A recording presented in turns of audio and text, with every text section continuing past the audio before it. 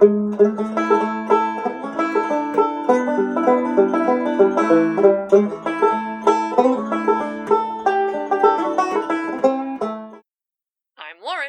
And I'm Annie. Welcome to Burf Barf. You can tell by how NPR that intro was that we just listened to our old episodes where we're screeching. Oh, yeah. We did hurt our ears with that last one. Sorry about your ears. Not that screeching is an important part of who we are. We're probably also in Sweaty Balls NPR voice mode because we're very tired. Yeah, I took 2 naps yesterday. I have taken several. Yeah. I mean, racing a big race will drain you of your life force. So today, we're talking about the 2021 USARA National Championships. Yay. Whoa! Annie's third and my second National Championships. You did the virtual. Last year was virtual. It was the best substitute there could be considering last year. Mm-hmm. I don't count it. So I would say cool. Second. This is it's our second. Yeah. I don't even know where to start. I'm sorry. I don't either. I guess for anybody who's listening to this for the first time, Burf Barf is not typically family appropriate. We never know where it's going to go. But this is not for your children. I'm sorry. Or I should say, swears are coming. Yeah, so whatever that means in your family, coming. Swears. Yeah, maybe your family is down.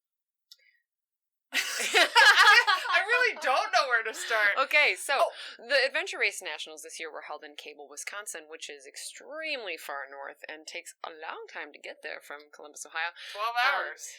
It is a relatively flat land with, we did end up doing quite a bit of gain. I think we ended up with 7,500 feet of gain? Yeah, close to 8,000 feet of gain, which is considerably less than our last Adventure Race Nationals, and also 1/3 the amount of gain of the winning team, as we reviewed on Strava. I don't know where they went. They found a mountain. That we didn't. They found a mountain we didn't. And yay for us that we didn't. But it is pretty beautiful, lush land with really gorgeous trails. It was really pretty, and I just feel like when I think about where I want, the kind of place I want to be in September, that was it. Oh, yeah, absolutely. There was the first glimpse of leaf peeping. There are beautiful pine trees everywhere and gorgeous marshlands with cute little cattails, and we got to see a lot of amazing wildlife. We saw some black bear. We saw some bald eagles. We did see a bald eagle. Yeah. I forgot about the it bald was eagle. awesome. Other teams saw otters. I was sad I missed the family of otters. We saw a lot of loons. We did see, and loons are silly little animals. They're so goofy and fun. And bird loons. Besides the other loons. Yeah. And I got to see every single mushroom I've ever wanted to see in my entire that's true. life. I forgot about that. I had 3 solid hours of just trying so hard not to talk about the mushrooms in Wisconsin, because there's so much brain power being used on Annie's behalf to get us where we need to go. And so I'm also supposed to be counting. So I'm counting my paces, and I'm 34, 35, 30. Ooh, purple girl. Oh my God, look at you, cutie. And I'm like, okay, wait, where was I? But yeah, I was thrilled. So the area was beautiful. So just to kind of set the scene, we started at the Lake Woods Resort, which I actually don't know, I don't think it's a ski place. I think it's just No, I think it's mostly a summer hangout place for boating, pontooning, kayaking. And it was a lovely place to be centered out of. It was. Good lodging, plenty of food available, which was nice considering we had to go to the only fast food place that was around in 2019 after we were done racing. And I can't believe we've gone this far without mentioning something very, very important, because a place that we should have started is... We raced with someone very, very dear to us. Laura Comtois. She is now an official Burf Barf racing team member, and also just sneaking into the Burf Barf family unit now. Yeah. She's also our professional counselor and our friend. Yeah. So we've created another arm of Burf Barf. So, Burf Barf is this umbrella, and under that umbrella, one of those things is the podcast. This. You're here. You're doing it. Welcome. And another arm now is Burf Barf Racing, which is going to be our adventure racing people. So we would love to expand that to more than just the three of us and potentially have a couple teams doing events, or as people like can come or they want to try out adventure racing, we'll actually have 5 women racing, including me as one of those 5, racing at Buff Betty under Burf Barf Racing, which is super cool. Very exciting. And we're just going to continue to expand it out. So this was the first time, I'll say first time as official, because we made our bike we made our race shirts. Yeah, we finally racing. Didn't look like a group of middle-aged fishermen wearing bike shorts. Which is typically our mode when we do adventure race. So we looked more legit this time. There's always more to do, but we had our fancy hats and our fancy jerseys, and we felt super legit. Definitely put that in the list of things done better than previous years. True. We looked like a real team. Yeah. And we behaved like a real team. I feel like we can't talk about our jerseys without talking about the back of our jerseys, because we went hard in the paint, y'all. We swung for the fences. The back of our Burf Barf Racing jerseys do say "Rock Hard Pussies," and we stand by this motto. And if you're here and you've been here for a while, you know why it says "Rock Hard Pussies." So to me, "Rock Hard Pussies" is an exclamation of like joy and strength. Rock Hard Pussies means showing up well, tough. Yep. Just like a rock hard pussy does. And also, we asked ourselves about if we felt like this was an appropriate way to represent ourselves as Burf Barf, and we have firmly landed in the camp that yes, it does, because we can't tell you how many times in running races, adventure races, mountain bike races, where male genitalia is very much the focus of the name of the race, the name of the team, like a joke about it, the or name like of the some brand, winky the name winky. of the everything. I mean, come on. Yeah. So it's not about taking anything away from that. It's just also giving us the same benefit. I feel pretty strongly about that. Yeah. And I mean, on a bicycle, woo, nothing's tougher than a rock hard pussy. This is true. Also, I should mention, I would have put rock hard pussies on the back of our racing kit, if only for the moment we experienced at the race start, where we pulled our shirts down in the back before we were about ready to start. And Andrea from Team Disability had probably one of the best laughs of the entire event for me. Yes. And she said, "Rock hard pussies right in front of me." And I just thought, worth it! Worth it. Thank you, Andrea. Thank you for giggling at our jerseys, because that makes us feel good. And also, we just love racing with you, because you're such a lovely person. Yeah. So, usually we do a lot of beforehand stuff on the way there. I don't think we need to do too much, but I do think it's worth putting out there and owning that we are showing up this year to be competitive. Yes, we did have the intention of coming and giving it our all and seeing what happens. We all trained.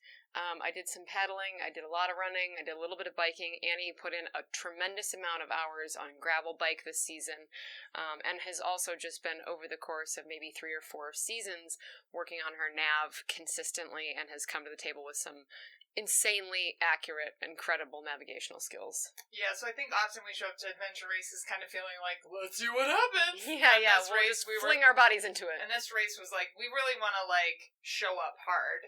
And we weren't sure what that meant for us, because we haven't really gone with that as the primary intention for a race. And we really, we also brought a secret weapon, Laura Comtois, and a tow rope. A woman who's been adventure racing for 15 years and has been to 11 national championships. Yeah. So, I mean, she's a powerhouse in many ways. She's a physical powerhouse. She's a mental powerhouse. Nothing in the world could make this woman complain. You could just I think you might be able to drag her on a bike whack and have her just be like, okay. She's a psycho. She's a freaking psycho. And I love it. I mean that in the best way. Laura Comtois is a psycho, and I love it. It's a high compliment. Oh, man. So, hey, Annie, talk about the race, because I don't remember most of it. I chuck it. That's fine. I know you chuck it. I always chuck it. I have to. And I feel like this is going to come up oftentimes when recapping this. Comtois is the best third of our tripod because she balances some things out for us. So I feel like when you are done with a race, you set some of the details on fire, never to be seen again. 85%. I can hold on to those details for a medium amount of time, and Laura is very detail oriented. It's amazing. So it's a really good balance for us, instead of me kind of being like, this is how it felt to me. Laura, do you agree? And you being like, if you say so. I mean, I always have some crystallized experiences where there are things that are either emotional, very physically taxing, or novel. Yeah. So I have those moments, and I can share those with you. Yeah. But when it comes to, like, we're in TA3, headed to checkpoint 16, there's nothing way in hell I'm going to help you with that. Yeah. So the race started Friday morning. Nationals is, I think it's always 30 hours. We started at 8 a.m. Central on Friday, and that went until race cutoff was 2 p.m. on Saturday. So, yeah? So we got our maps an hour before the race Oh, man, started. too many maps.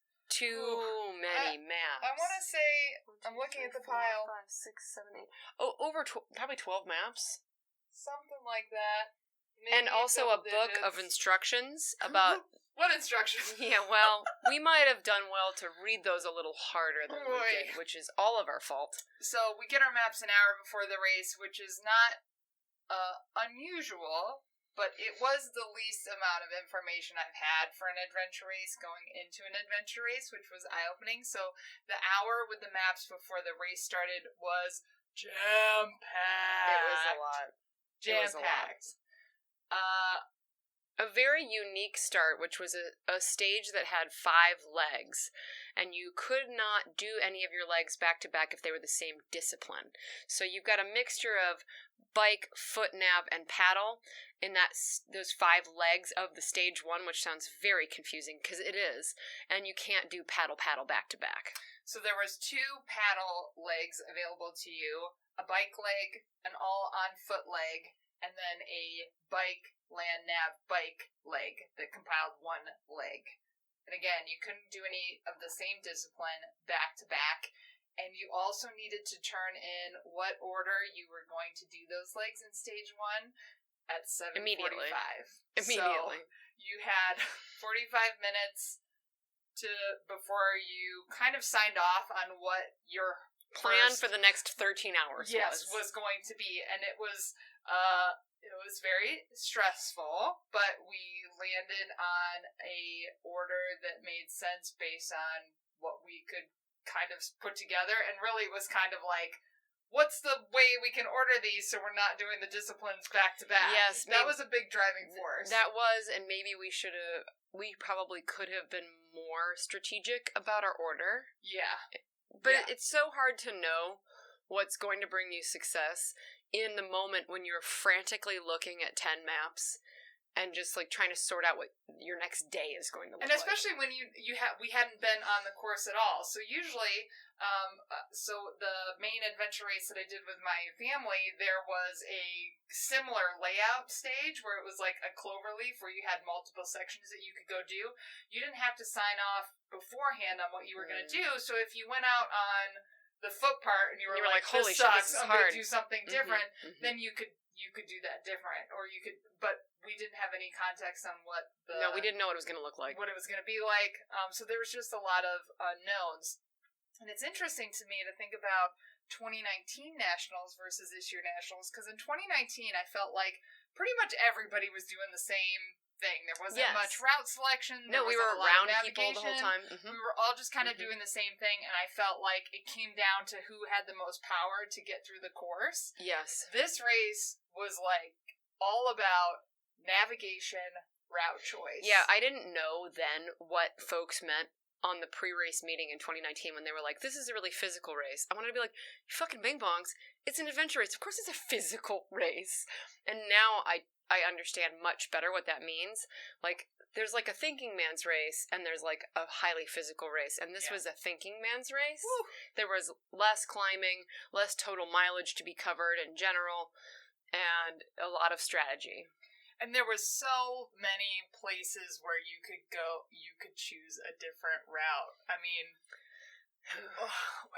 It's kind of amazing. I also want to shout out to Paula and 180 Adventures. So Paula designed the course for nationals, and it was elaborate. It was elaborate, and I am really stoked to be an all-female team racing an event that a one woman set up. So I really, think that's really cool. I also want to say that the group of volunteers that were assisting at the event ran a tight ship, and I was so amazed at how orderly everything was. Yeah, especially from the Cloverleaf.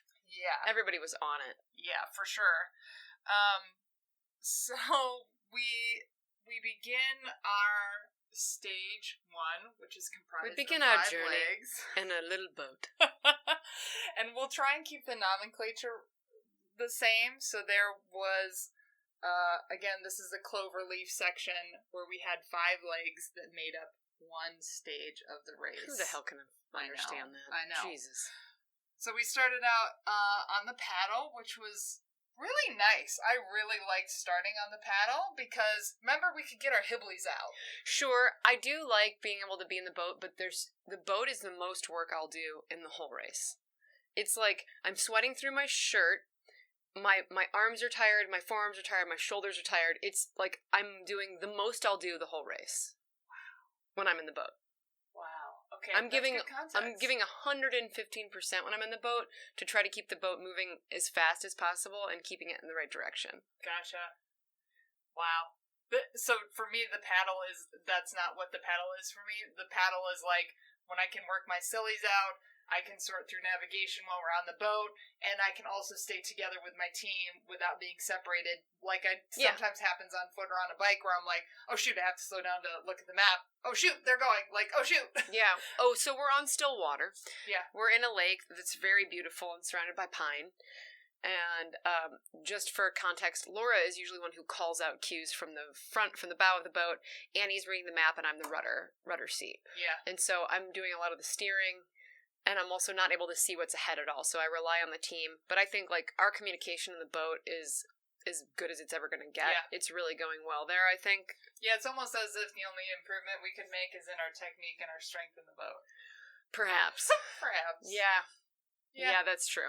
But we opted, so on both of the paddle sections, we opted to do the minimum, which was 2 checkpoints, because paddling just takes a really long time. Yeah. Like, I mean, we started out the race and it took us like 30 minutes, I think, to get each checkpoint. Let's see. Oh, I felt every minute of that. Which, it's funny seeing and saying that now, because in context for how long it took us to get checkpoints later, 30 minutes for checkpoints, not too bad. Comparatively to the middle of the race. Yeah. But we started on just for any of you folks that actually did or were at nationals, we did leg B first, and went for those 2 checkpoints, and then transitioned to the foot stage. It felt like our transition from paddle to foot went well. I felt really good that, like, we set a tempo there where we're like, we're not going to dawdle, we're giving each other jobs, we're really succinct about who's responsible for what, and then we're out. Yeah. And we all were in a good headspace after the paddle section. We actually got to talk a bit while we were paddling. Which happens so rarely in these races. It, like, never happens. There's hardly ever a time where we don't need to be thinking or talking about something related to the pushing. Race. Yes. Like, when we did some bike legs where we were, like, doing pulls. Yeah. And so we were winded. Yeah.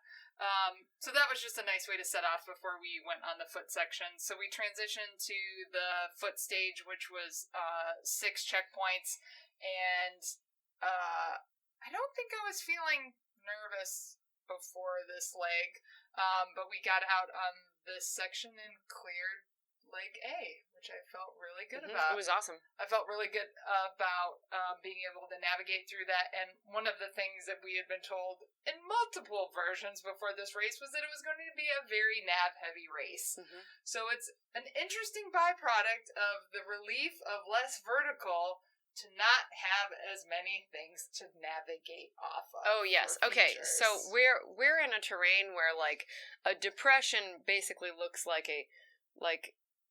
just a small dip, and that is not enough. We're used to, in Ohio, when we orienteer, counting deep re-entrance as we move forward through a course. So when they're like, there's kind of a little bubble here, and there's just a little slippy sloo right here, and then a bloop right here, and you're like, where? Yeah. And Annie, to her credit, we tore through the A section on Nav for this particular leg, and I was like, oh wow, we're going to crush. Yeah, and that, I mean, it felt really good to be like, okay, I know how to do this. Yeah, even with very few features, we were doing well, and I was in a super good mood, and you were in a good mood, and this was my mushroom time. Oh yeah, this was your mushroom time. The A's were my yes, mushroom it time. was. Mm-hmm.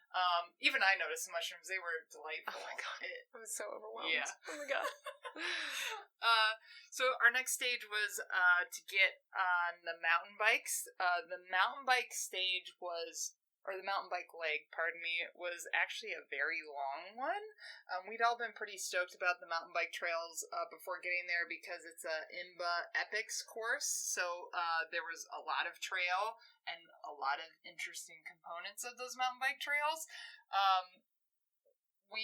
It can be slow to go from being on foot to on bike and changing your bike shoes and stuff, but again, I felt like we made a pretty zippy transition onto the bike for the first time, and we were excited to get onto our bikes. We were also excited for the first time in an adventure race to do some legitimate single track, which has not happened before, which was fun and novel, and then also at some point was like, oh my god, that's enough, guys. That's enough. Like, get us off the tiny roller coaster. Yeah. We would like to be able to get somewhere now. So this was the first of a couple times that not reading the race guide all the way through and detailed kind of nipped us.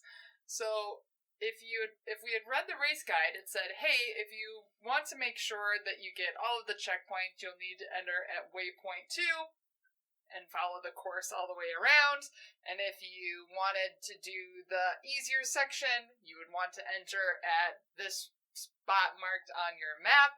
And so what we ended up doing is, which maybe we would have chosen to do that anyways, but it wasn't a choice that we ended up doing. We started on the difficult part of the mountain bike. Oh. So we started on the more difficult section and didn't get to do clearly the easier flowy part. Yeah, we missed Flow Mama, which I'm bummed about because I heard other people talking about how it was just buff. Oh, that's actually later.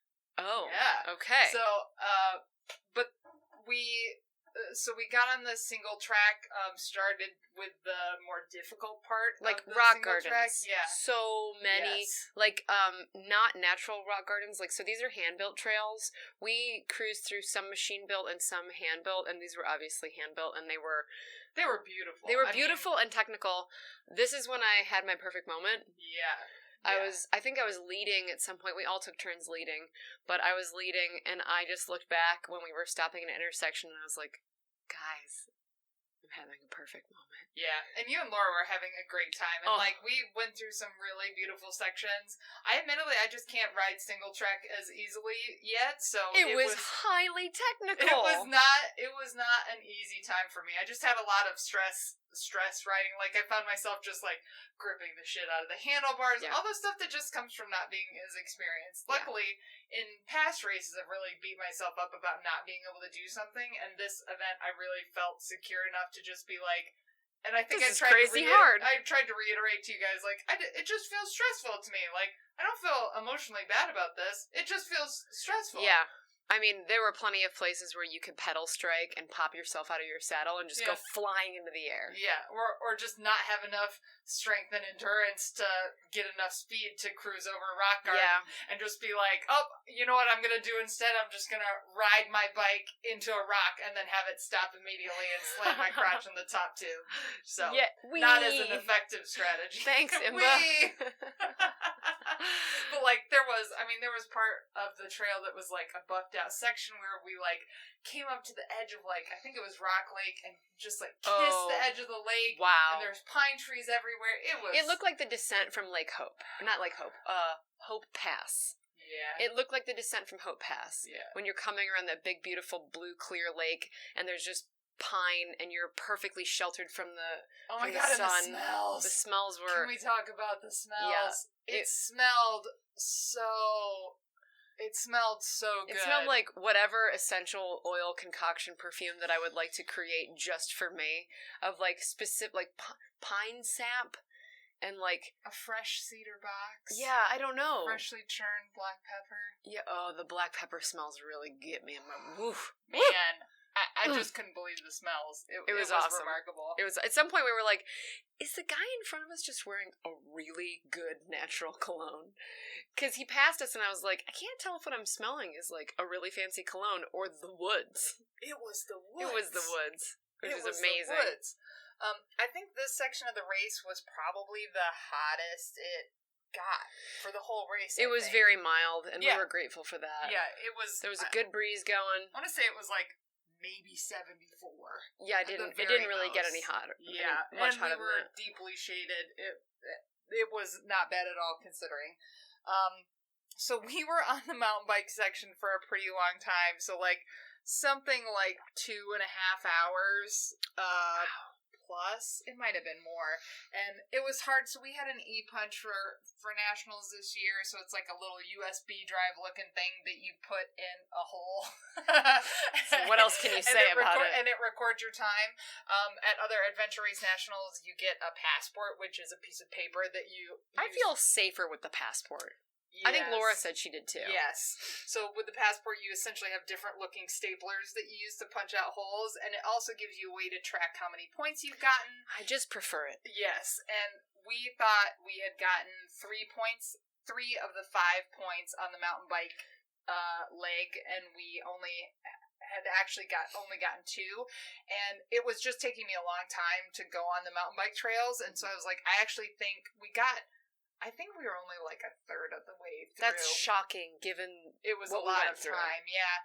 So I made the decision that we should dip on doing the rest of the mountain bike leg and take the quick way back to the transition area, get to our paddle leg, and actually spend time doing leg E instead of continuing to do additional time on the mountain bike, because I was like thinking we only had 2 left. So I was like, we might end up riding another 3-4 hours for just a couple points, which felt like, oh my god, no, let's get the hell out of here. Yeah, but the other part was easier, so it might we couldn't have known. And I mean, it was hard. We could see other teams. We were with Team Onyx for a while through this section, which was actually super dope, because being around Team Onyx for the paddle section and the mountain bike section, they're just so fun. And like, even we were Starburst. struggling. Yeah, we were struggling through some of the technical stuff.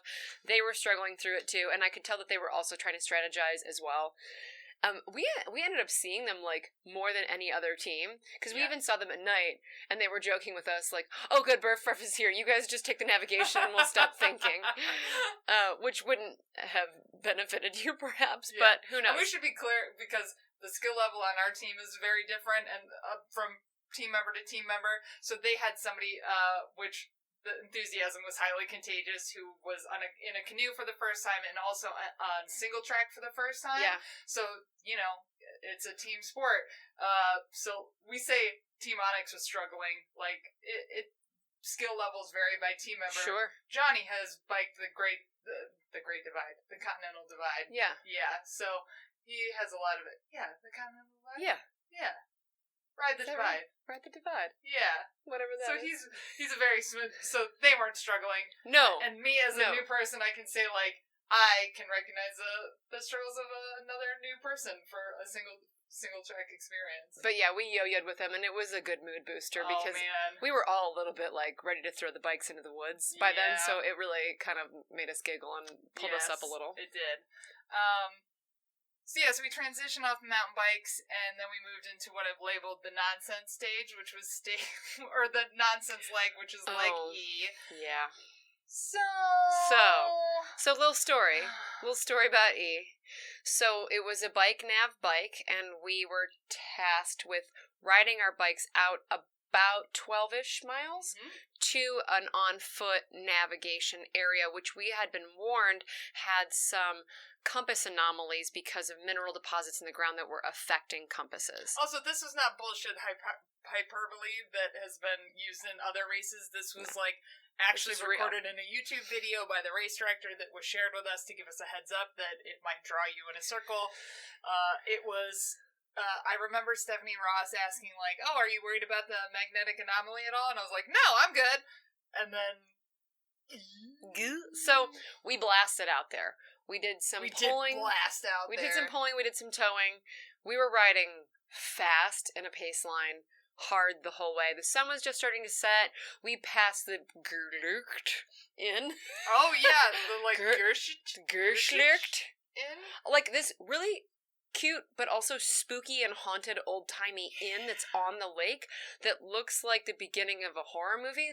There are these giant like stone pillars with stained glass lanterns on them, like on the way into the path that goes to the inn. Cool. I would do anything to go back to that inn. Yeah, so we got to see the inn part because it's on the water while we were on the paddle, and it looked, at first we were like, whoever lives in that house is an ugly house, and we were like, oh, it's an inn! Oh, it's very cute for an inn! Definitely constructed in the early 70s and shows that it is. It's a little bit weird and creepy looking, but it was cool. Like, there was just a lot to look at there. Some cool houses, and we also, like, the moon was setting quite early. Yeah.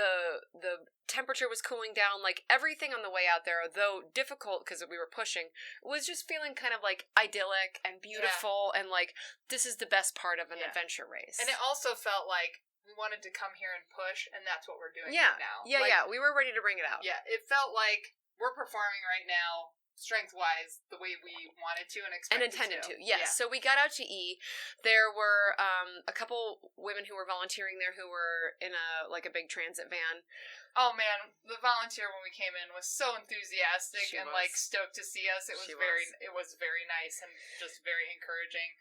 One of the things that we hadn't considered when laying out how we were going to do the legs in the first stage was that there was a time cutoff of 8 p.m. You had to be out of that bike drop, so done with your foot nav portion by 8 p.m. And that was the only leg out of all the legs in stage 1 that had a time cutoff. Yeah. And again, we were just kind of like, okay, this is the way that we're ordering the legs. We'll just have to go. Yeah. So if in hindsight, we would have done this leg earlier if we intended to do this leg in its entirety so that we didn't have to worry about the cutoff and just, do a night paddle or do some of the mountain biking at night.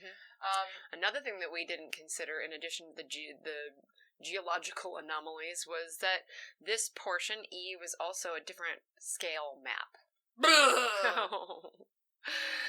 Dang. So, out of all of our bajillion maps that we had, there was a different scale on the majority of them. So it worked between like a 24,000 scale map, 12,000, a 12.5, some just, I'll say, custom scale park maps. And those are just crayon drawings that someone's kid made. I had no problem transitioning between the scales on any of the maps except for this one. Well, it's hard to remember to look at that. So we're headed into the woods. The sun is setting behind us. And we dive in, knowing that there are going to be some compass issues, and just hoping for the best. We're in probably the flattest land that we've seen so far. Everything's a depression. The weirdest vegetative. Yeah, like really, really dense fern with and lots of baby baby trees, and then downed logs in the fern, which might have snagged a few of us. Yeah, so I think we hauled ass out there on the bikes, and then heading out into the woods to get the first checkpoint.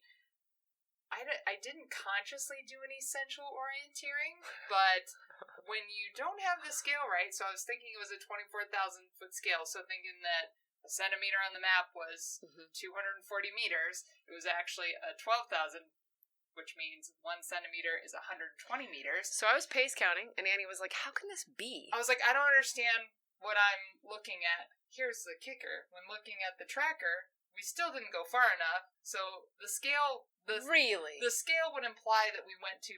The scale mix-up would imply that we went too far. We didn't go far enough. And I didn't... My plan was to go past this air quote ridge and then stay and on the side of the ridge it to get to the checkpoint.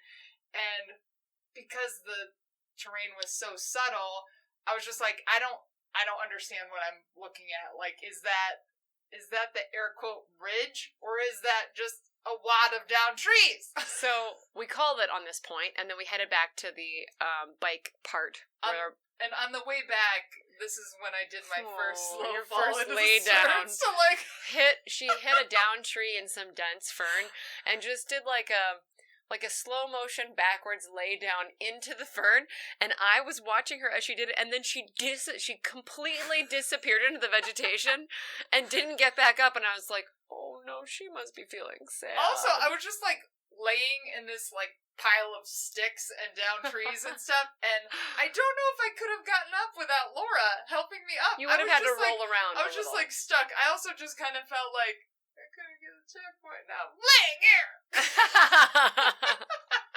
Everything sucks, stupid fern. And it really blows your confidence, or I should say it at least blows my confidence to be like, okay, I'm in a new area. I know what I'm doing. I've had some good orienteering or some good navigation. And then to be like the first checkpoint in this new section and be like, I don't think I was even close, and I'm not even 100% sure how to get back to the bikes. Everything's might suck a little bit.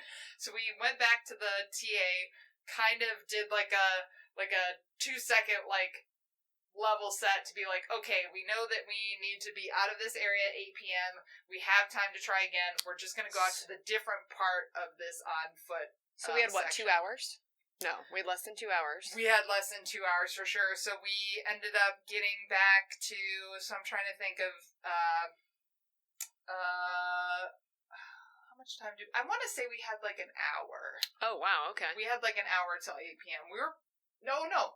Actually, no, exactly when we left. Oh, okay. 6:40, we left. Okay, so we had an hour and 20. That makes sense from seeing this right here. Yeah, so we left after coming back to the bike drop again, we headed back out to try and get another checkpoint at 6:40 p.m. We needed to be gone by 8 p.m.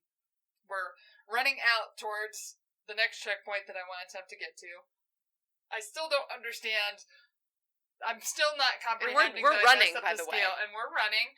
And we get to a road that's intersecting with the road that we're on, and I was like, Laura, how long have we been running on this road? And she said 17 minutes, and I was like, there's no way that we've done 1.7 miles? Yeah.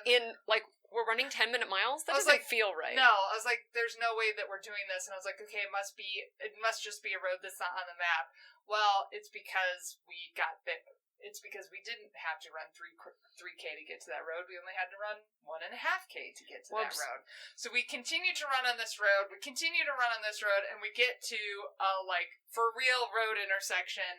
And I'm like, oh my gosh, we're all the way out here. And then I was like, oh my gosh, I've been using the wrong scale for this map, and I really felt like a kick in the nuts at this point. I know you did. This was my saddest sad bag moment. I felt very rarely frustrated. See you this crestfallen. Yeah, so I felt I still remember a big race that I've done that I went for the first thing and shit the bed before I got to the first thing and was like, that's it. I fucked up this that's it. Yeah. I fucked up the rest of this thing. I wanted to shoot my shot, and I pooped my shot. Yeah, so because we had spent an hour getting out to this on-foot area, we spent the time that we did getting one checkpoint, and I knew we still had at least an hour to ride back. And Laura is putting the pressure on us. She's like, I need you to know this is what we have left, and you need to make a decision now because we need to get back. And that is look at me in the eyes. Yep. We are leaving. Yep. So we get to this road intersection. We're on our way back, and I was like, hey, so we're actually gonna pass the checkpoint that I was going for. If we have time, we should go for this checkpoint that's on the top of a hill next to a road. And we got to that point, and it was 7:10, 7:20, something like that. And I was like, and we had 10 minutes. Laura said, we have 10 minutes. I was like, okay, so then we go look for it. That's our max. I said, okay, well then that means we can go 5 minutes in, and then we have to turn around. And so we're going up this hill. I'm hoofing my ass to get up this hill. Like a possessed, demonic I don't know where it came from anymore. Because I couldn't stand the idea of having pulled the plug on doing the mountain bike section to opt to do stage E. Sure. Only to not even get one checkpoint. But know that you need to check in with yourself about what your body can do when you've decided you need something. No, I do not. It's terrifying. It's terrifying. So we go up to the top of this hill, and we hit it dead on. We hit this checkpoint. It was amazing. And I think we got in there and started to head back out. Like, I think we got to the checkpoint after like 3.5 minutes.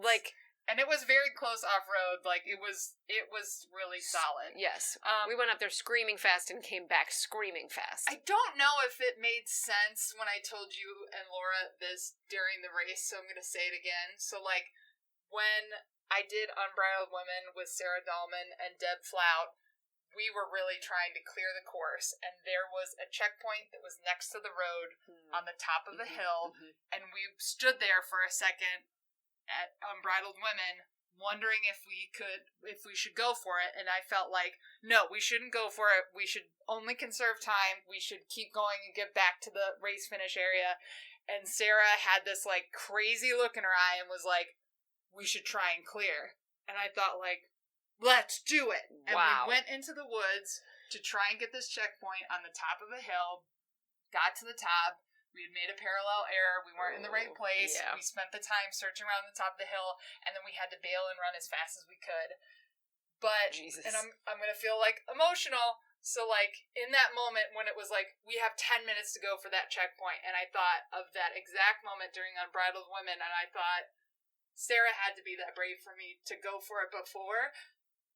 I can do this. Yeah. And I went, and we got it. Yeah. And I thought, like, that's women showing women to show up. Yeah. Thank you. Yeah. So, like, that was, like, really pivotal. And when I got to that checkpoint at the top of the hill, I was like, I found it. It was good. And we came back down, and it wasn't, it didn't, like, save or make our whole race, but I thought I would have been too scared to do that before. Sure. And we went and got it. I mean, that is you evolving into a different kind of racer, no matter what the outcome of our race was. That is you evolving beyond to take big leaps into things that seem impossible or scary, and knowing that, like, there's a good chance you're gonna make it. Yeah. Or, or just being okay with not making it. That too. But this comes hot on the tails of Annie being so frustrated and upset that she was on the verge of tears, and I don't ever really know how to intervene on Annie when that happens, but in the past, for me, she's always just been like, get it together, man. and so I thought, oh, okay, I think that's what I'm supposed to do for her, and I was like, Annie, shove it down. Shove it down. Shove it down. And Laura looked at me like, is this okay? Should you do that? And I was like, shove it, like, I know that you're sad and I know you're frustrated and we are too, but you need to shove it down so that we can keep going.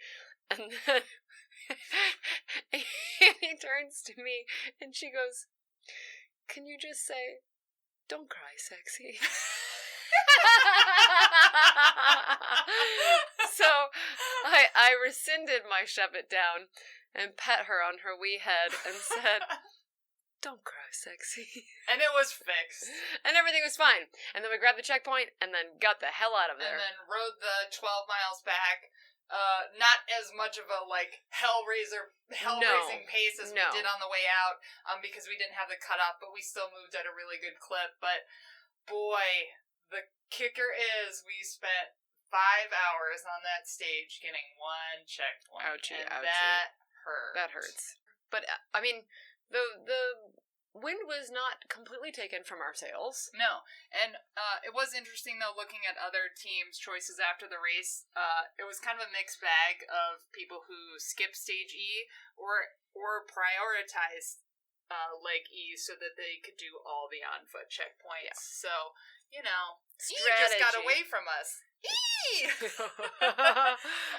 So I was kind of stoked. So all of these, the transition between each one of these legs was all at the race start, and I was kind of excited to, like, get out of that area. So that was, like, exciting to be like, okay, stage 1's done. Mm-hmm. We get to move to something different. Mm-hmm. Mm-hmm.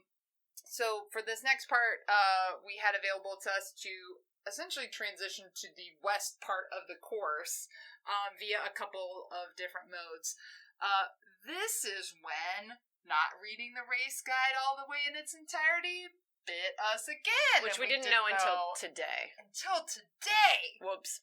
Wow. So, in the race guide, so there was Highway M, which kind of went through the middle of the whole race course. We were under the impression that Highway M was off limits for the whole race. Whole time. It was only off limits for the first stage. So, there were quite a few teams, if they weren't clearing the entire course, that rode Highway M to the west side of the course. I didn't even know that was an option because I thought it was just off limits, period. Yeah, me too. Boy, that was a rough one because we ended up doing the mountain bike riding to get out to the west side of the course, where we did pick up 4 checkpoints. However, in retrospect, I would have had us ride Highway M out so that we knew how much time we had to work back to the finish. Mm-hmm. So that one's a little stingy. Yeah. But that's okay. Continuing on. So we rode the mountain bike trails out to the west side of the course. In the dark. There was a total of 5 checkpoints on the way out to the west side orienteering course. We ended up picking up 4 of the 5. It was a lot of the same kind of trail, which was technical and rocky. We had been told in the pre-race meeting that the course would be front-loaded with the most technical riding, and don't worry, don't be deterred by the fact that you get punched in the nuts with technical riding in the beginning, because later on, it'll be easier. Yes. Like, essentially, don't skip all of the rest of the mountain biking based on this first part and your first impression. It was just as technical. It felt like a lot of the same. It was just as technical. However, we had some shining moments in this part. Remind me about them. Yeah. So, like, one being in the dark was not a big... No, we have decided to never get fucked up with lights ever again, so we all had 3 lighting systems all at once. And also, this is the first time all of our lights have worked. Yeah, that's true. It was great. We had a lot of lighting systems. We did. At no point do I think anyone went, like, totally black on their lights. I think we each had... Didn't we each have both lights on? Yeah, I did. At least? I did. I had my map board set up with a chest light to look at my map, cool. a headlamp on my head to be able to see where I was looking specifically, and also my light on my bike so that I always had that in front of me. That part was great. Also, and this is an indication, when we were on the dark mountain bike section, we were with all the elite teams. Remember, we had, like, a lot of the elite teams were coming up behind us after clearing stage 1. Yes. So, like, I didn't even think, like, why isn't there any other, like, teams maybe in our pay grade that are around us? There were some, but, like, this is probably, I think, when we got to be around the most teams. That's true. Which was also that for me was really fun because, and I don't get to say this often, so we'll take advantage of this here. There was, I think, 2 different checkpoints where we came to the area about the same time as the elites did, who I'm calling the elites, and there was a couple we got out either at the exact same time as they did, or just a smidgy faster, which felt really solid because it was like, you know, hey, the only thing we need to get better at is our power, maneuvering on the bikes. Yeah. It's not the navigation once we get off. No, it's not. No, we're there. Yeah, so I really enjoyed that part. I think we got to be around Team Onyx again at this section. We did. Which was fun.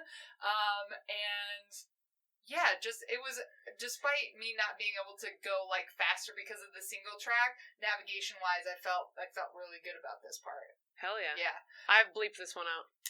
It did feel pretty long. I have no memory of this. Yeah. It's gone.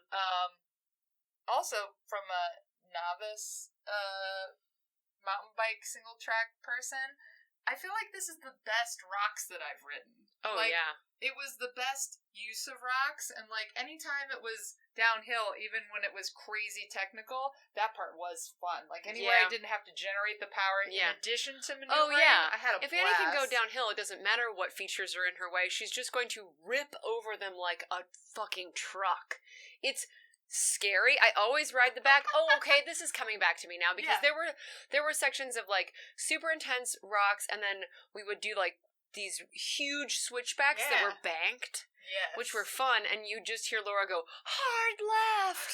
And we would be like, wow, here we go. And you'd like almost high side them. Yeah. If you weren't listening to Laura, you might go clean over the banks. Yeah. And I was really happy, so when we had done the daytime mountain bike part, you guys were in front, and part of that honestly was a little bit like, please have your fun. Please have your fun. Mm-hmm. I'm going to get there as soon as I can. And on the night part, I was like, I got mildly chippy with you. I'm sorry. Oh, you did? Oh, no. Mildly. Was your chippy part being like, I'll stop as soon as I'm done riding the future? Oh, no, because I was behind you. Because I would barrel up the hill behind you, and you would stop in the rock garden, and I'd be like, son of a motherfucking fucking bitchwad. Luckily, I didn't hear any of that. Oh, I cussed a lot. No, all I heard was like, I think one time you were like, so why didn't you ride that? And I was just like, I said, I'm too tired to generate power to get up with that, so I had to stop. In my head, and you know what? It doesn't even matter that you told me you were cussing up a storm behind me. So, like, I had asked for you guys to sandwich me because I was like, it's nighttime. Like, if I also No, it makes plenty of sense. Yes.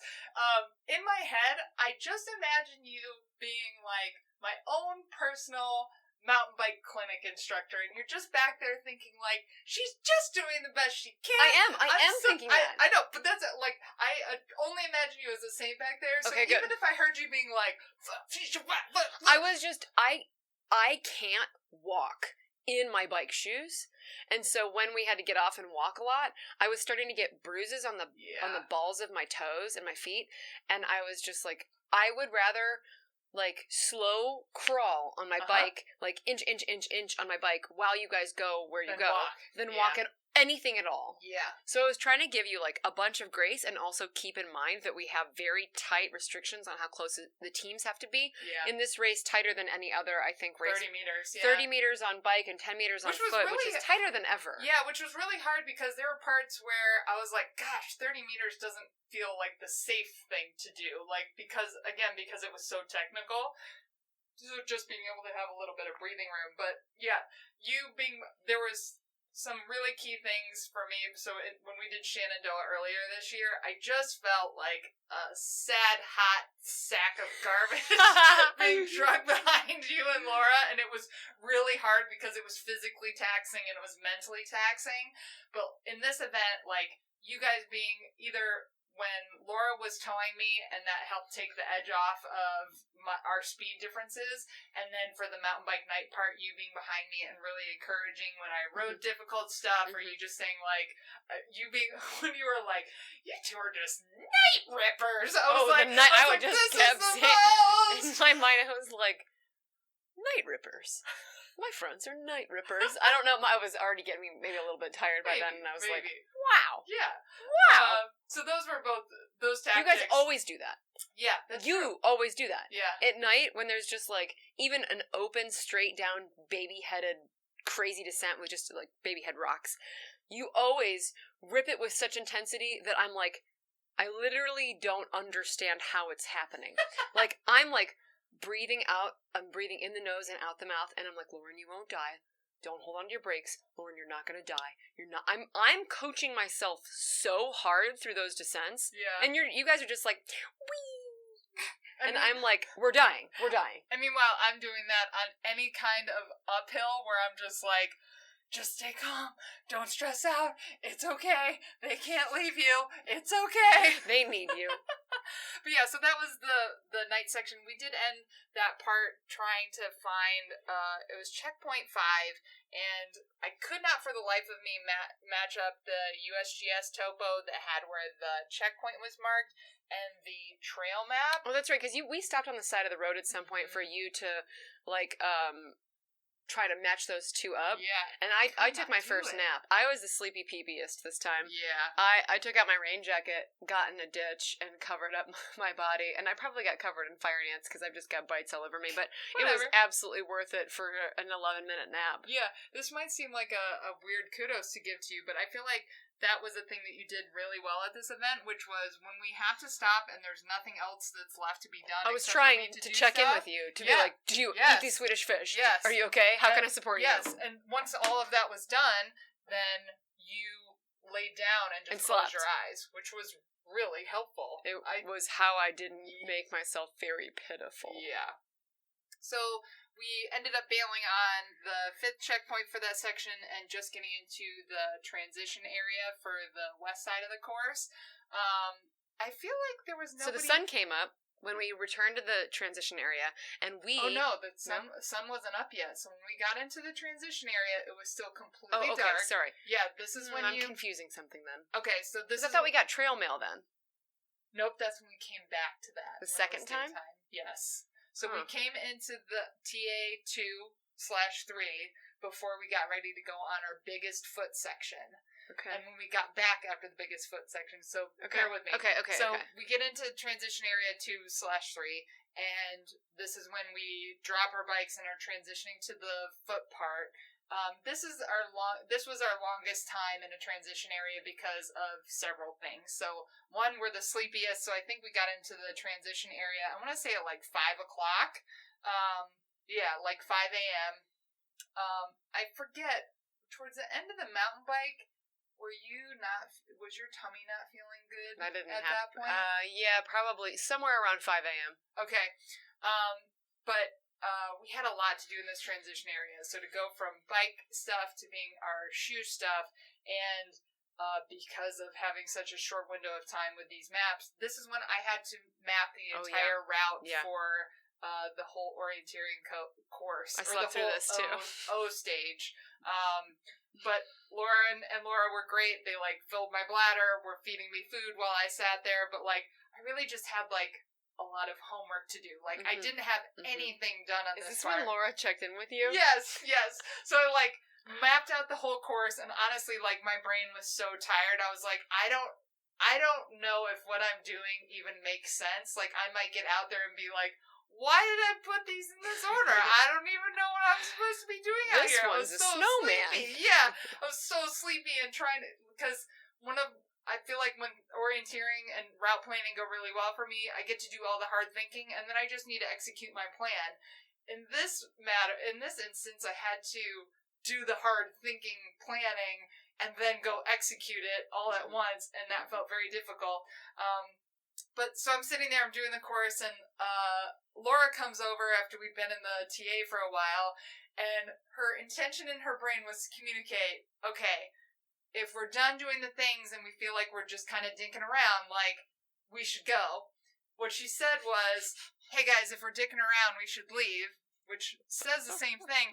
And I probably looked like a kick puppy. I looked up at her and I said, I had to map the whole course. And she was like, oh no, I know. I'm just saying if we're done, we should go. And I was just like, I'm going as fast as I can. We were not the only team experiencing this in this transition area. Yeah. I heard at least 2 other teams talking to each other just like this, and I think everyone was hitting the same moment. Yeah. I heard other people being like, if you've done everything you could do, we need to leave now. And people were like, yes, I know. We are still doing things that need to be done. And I just heard one person from every team being like, guys, I know, get your burrito because we're leaving. And they're like, I know. Soon. I'm not done here. Also, I'd like to say that this is a transition area in which there were 2 people sitting in little chairs outside taking numbers, and then there was a little log cabin, which I was really hoping there was food in. You said people were sleeping in there. People were sleeping in there. How many people were in there? 3 people were dead asleep in there. Full-blown dead asleep. Wow. We got soda at this? Although, remember you got 3 cans of Coke or 2 cans of Coke, and all 3 of us were like, yay, Coca-Cola! And then we took a sip and we were like, bah! I couldn't. Oh yeah, you're right. This is when my tummy turned on me. I think that was the first time that I was like, Coca-Cola is not I couldn't what I want. believe it didn't taste good. Also, who keeps a cooler of Coca-Cola with no fucking ice in it? Yeah, you guys are awesome. Great logistics. Put ice in your fucking coolers.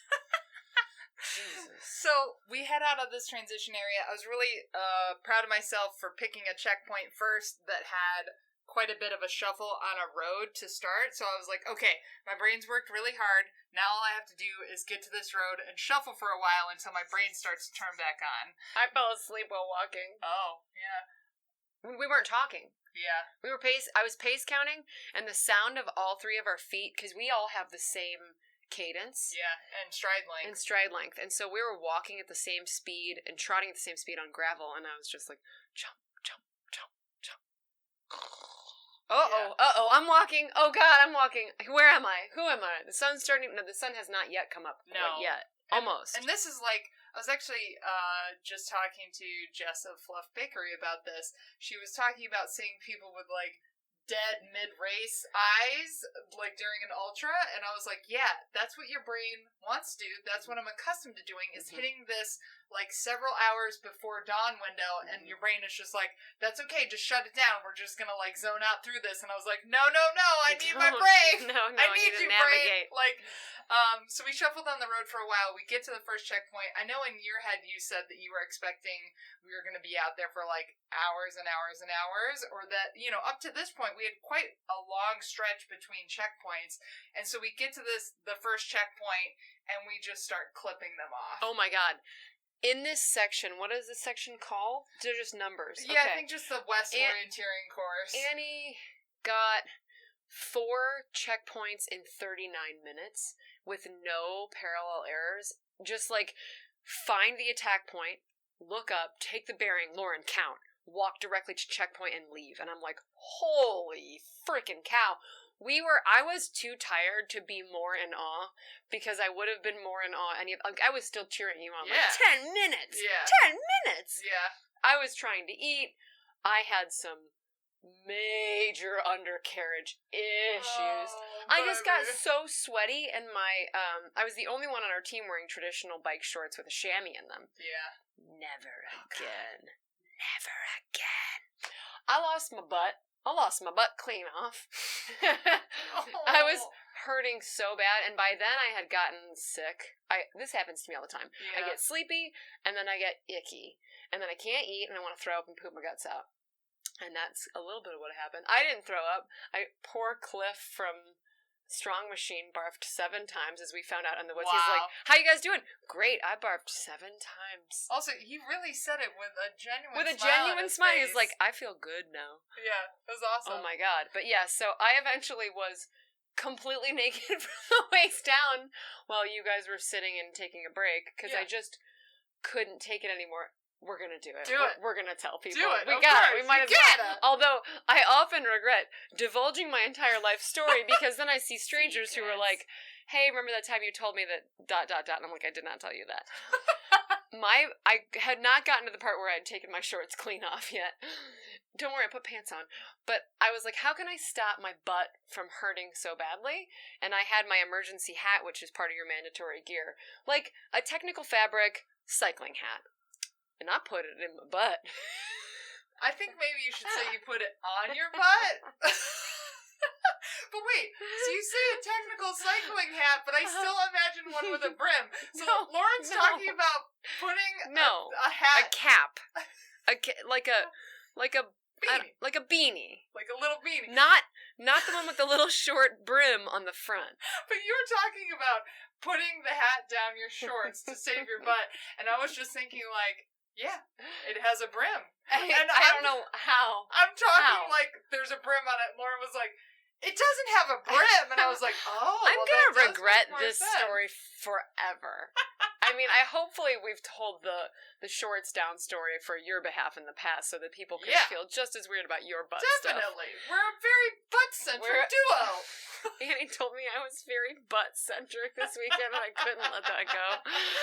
I guess it's true. I am pretty butt-centric. Yeah. So, yes. But you saved yourself. I saved yourself. I saved my shit. Yeah. I saved my undercarriage with bike hat, and then we laughed our asses off about trying to find the right bike shorts, or like using period panties instead of using bike shorts, and we just made ourselves giggle for a very long time. It was a very silly, happy time because we were just kind of like cruising through checkpoints as planned and a little delirious. Yeah, Laura went down like a clown Charlie Brown. She fell also into a down tree and went back down first and was just like, no. Yeah, and I think she was like, I can't lift it! I also went down shortly after that, fully all the way down, penguin down, and told no one. Because I just didn't have the energy to be like, guys, I fall down. Fall down, go. I fell all the way down, and I was like, okay, they're really far ahead. I stood back up, and I was like, 34, 35, 36, 37, 38, 39. Yeah, Lauren Pace counted for me for the whole time, which was such a relief because in the past I've done both the navigating and the pace counting myself, and oh my god, being able to delegate that task out was a lifesaver and like so much better for me and my brain. It was outstanding. Here's what I have to offer a team. I won't complain very much. I'm pretty strong, and I can count to 62. There you go. That's what I have to offer you. But yeah, there was a lot that was good about this part. The bugs were terrible. Okay, so the gnats were in a cloud around our heads. I finally changed my pants so I felt like a normal person again, and then we took our bandanas and just hit Annie in the face with them while she tried to read the map because she just had a cloud of bugs around her head. Yeah, so I would stop to try and do a thing, and like Laura was holding like a fern leaf. Yes, that's pretty cute. Like it was very, very helpful because I've definitely had Rogaines and things in the past where the bugs will come in. They make it impossible, stop, and they just want to be in your eyes. Yes, and like as someone who has to resist central orienteering, so for those of you who don't know, we call central orienteering where you're just following direction by feel, which may work for some people. Kind of at the top of that hill. Like I just feel like that doesn't work on a technical level, and bugs can be a contributor to that. So central orienteering, so it helped to not central orienteering. You're lucky I didn't wave my butt hat at your face. I mean, I would have taken anything to keep the bugs away. away. No, I was just swinging my dirty bike shorts in a circle in front of me like a big fan. Very good. Very good. I'm sure that that was not helping my case. We did have one checkpoint number 8, that was a boulder, and like we couldn't find that. The nuance between the depression and hills, because it was so small, it was hard to know. Like, okay, is this boulder on a ridge between two depressions? Is it on like a re-entrant between these two depressions? And we went after it shortly, and we did get close looking at the tracker, but that's okay. I figured we were close, but 50 meters can be invisible if you're not in the right spot. Absolutely. But I was like, you know what? I'm not garnering any more information from the map that's going to get us there. We should just bail. And we did. And it was the right decision. Mm-hmm. So we cruised through that section and ended up getting like, I want to say 10 checkpoints, amazing. I believe. Incredible. Such a solid leg. We went for 11 and got 10. Such a solid stage. It was also just really a big confidence booster to be like, because we've learned this lesson over and over in different things, which is you don't always feel worse.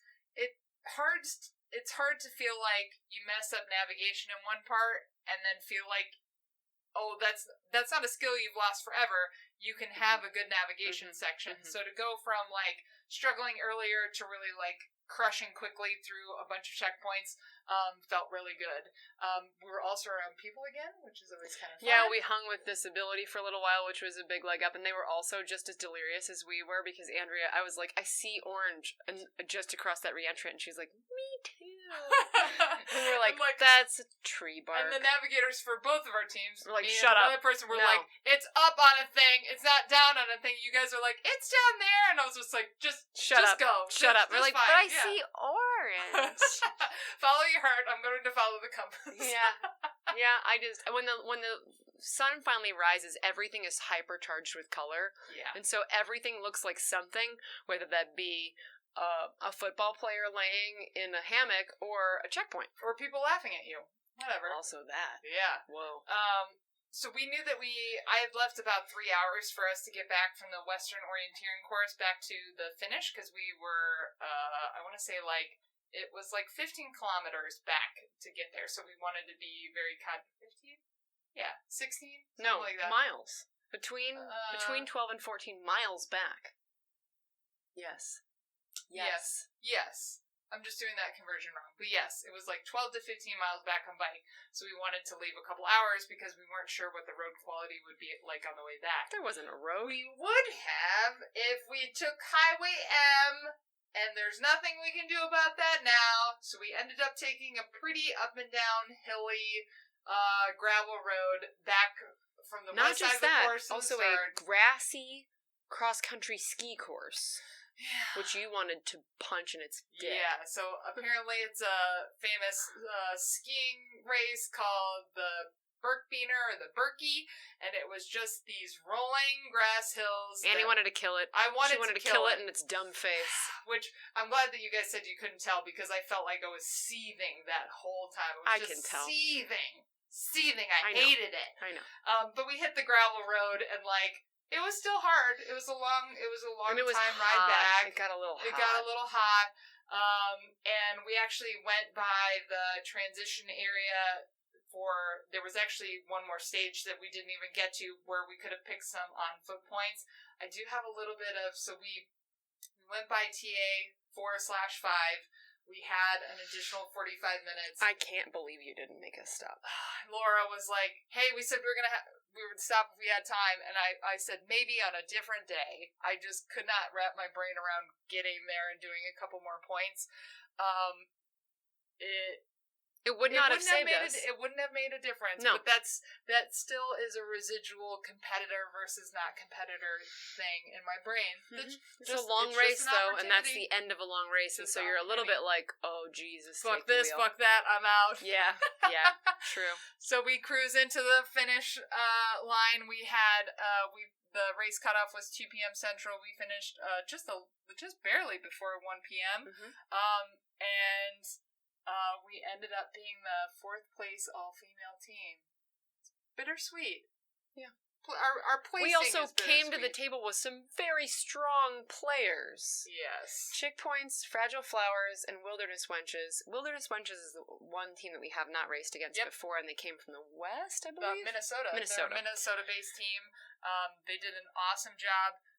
They got 10 more checkpoints than us. Yeah. They blew it out of the water. Yeah. But we're friends with and know well Chick Points and Fragile Flowers, and know that when they come, they bring it. They have a lot of strong navigators. They're also very, very strong on foot. They have a couple strong paddlers. They're experienced mountain bikers. Like, there's just nothing to sneeze at there. Yeah. I feel similar with how I feel. So when it comes to mountain biking, or biking in general, I feel like it took a while for me to understand and not feel shitty about not being as good as you and Laura. You are a longtime hardcore cyclist. Laura has been adventure racing for 15 years. It makes sense that I'm not as good as you guys on a bike. I have that same kind of learning that's happening, which is like with navigation. So Olga with Fragile Flowers is a hardcore navigator. Yes. Karen Clark is a hardcore, super experienced navigator who's probably been adventure racing as long as Laura has, over a decade. And you are very close to being on par with those women. Maybe, but I'm saying this race was so race navigation and race strategy based, it doesn't feel bad to be like, I came forth to 2 women who I know personally who are super, super strong. That's okay. Yeah. I'll get there. Yeah. I'll get there. Yeah. And I just want to say, there was a total of, I think, 5 women in the all-female category. I think originally 6. there were supposed to be... There were 6 racers. One went to Clam Lake and got a tan. And then 5 finished. Okay. So, but I'm excited to see more and more all-female teams show up to nationals. Mm-hmm. I'll put this out there. I would love for there to be 2 Birth Barf racing teams at nationals next year. Me too. If you want to be part of that. Also love to see Navi Savvy out there. We got mad respect for you guys. Oh. And, so just making the all-female division stronger. So I think, I should know this offhand, but what place did we get in 2019? Third. So it's right there on your wall. Whoops. So we showed up a stronger team, and I feel like we performed better, and we placed lower, which means the division's getting more competitive. That's great. That's great. We're also going to get more competitive. Laura and Lauren were trying to figure out where we stood before we were official on our 4th place finish, and Lauren said, "You don't seem like you care all that much." And I said, I do, but I also know that I set myself on fire for this race, and there's nothing else I could have done. Right. And I still feel like that. Yeah. I had some of the best navigation that I've ever done, and even with some of the time sucks that were made based on route choice and race strategy, I still feel like I showed up the best I have. So I was very impressed. But yeah, so that was our nationals experience. We could talk for another hour, but we won't. Yeah. And if you like what we're doing and you're newer here, or even if you're not new here, follow us on social media. Yeah, follow us on social media. Consider becoming a Patreon. You throw us anything from like $1 to whatever a month, so that we can continue to do nonsense like this and continue to share our experience with you all. And at $5 or more a month, you can get a sticker, and there's opportunities for other merch things. So yeah, if we tickled your fancy at all this episode or any of our past episodes, consider joining us on Patreon. Also, if you made it all the way to the end and you didn't know this before, but maybe for some other episodes, we also put these on YouTube. So if you're a more visual medium person, you can watch us on YouTube. You can look at our dumb faces. Yeah, look at our dumb faces, or I also encourage it as a dreary treadmill fodder, so consider that. But until next time, we are Barf Barf!